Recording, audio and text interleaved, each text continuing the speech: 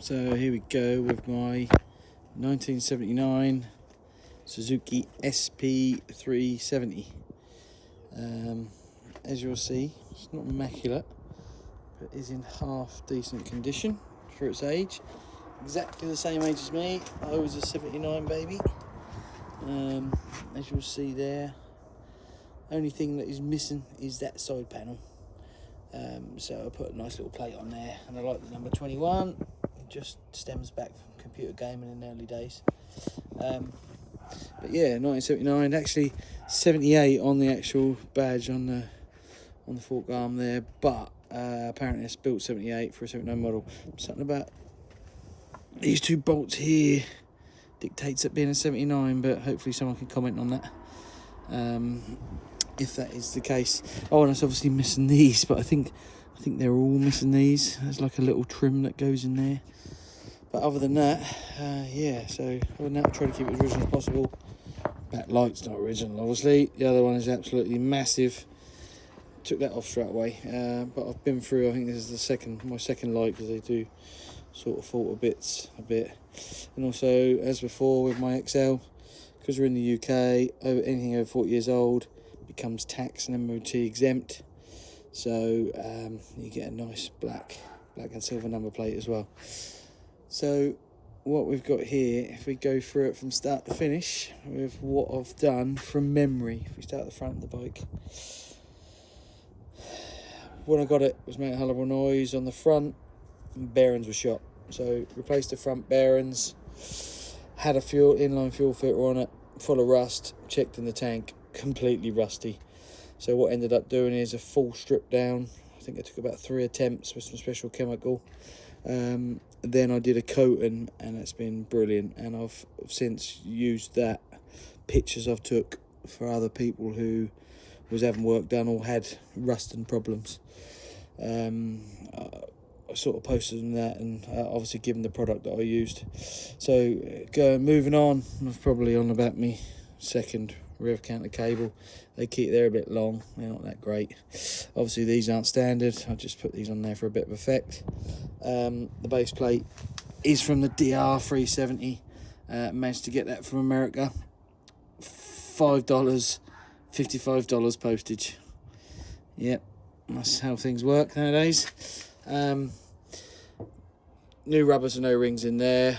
That is another carb I got off eBay and sent it away in the UK for full check over and new gaskets and seals and everything like that. The old one, the brass mixture screw, someone had chewed it off and you couldn't adjust it, and it was running rich. It was always black. It ran all right, but if after a heavy session that started to get a bit choked up, and I'd come back and that'd be a black plug, that sort of thing.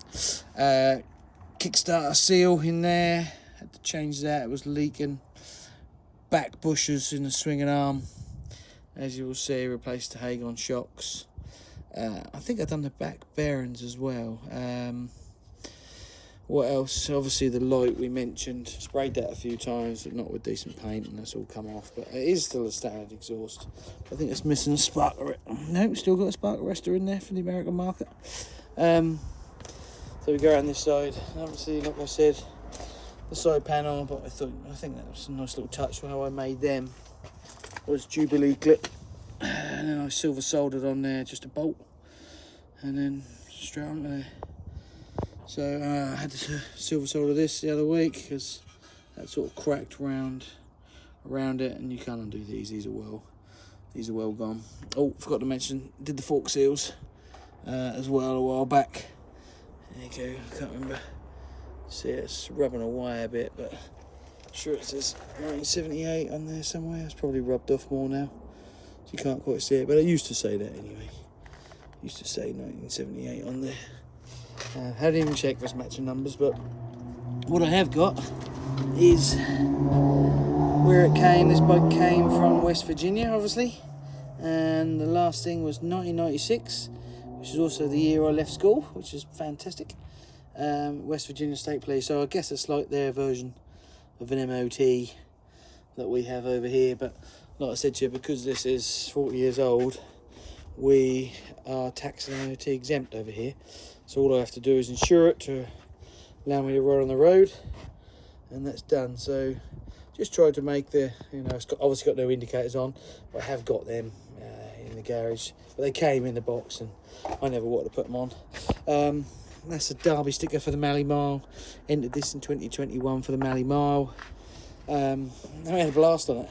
Probably I didn't have the new carburetor on there then, so I think after a few events that started to get choked up, so I was having to come back and clean the spark plug and everything like that. But yeah, that is the old go. I love this one more for sort of whizzing around the estate on it, doing a little bit of off-roading here and there. Now that's only got 9,000 miles on it still, and I change the oil regularly on it, but everything works a treat. Sometimes we put torches on there and we go a bit of night riding. But yeah, other than that, it is a great fun piece of kit. I don't think I've done anything else. I think it's about it. Oh, there's obviously knobbly tyres, they wouldn't have been the original. I'm running Michelin Trekkers on there, so there is the beast. Lovely.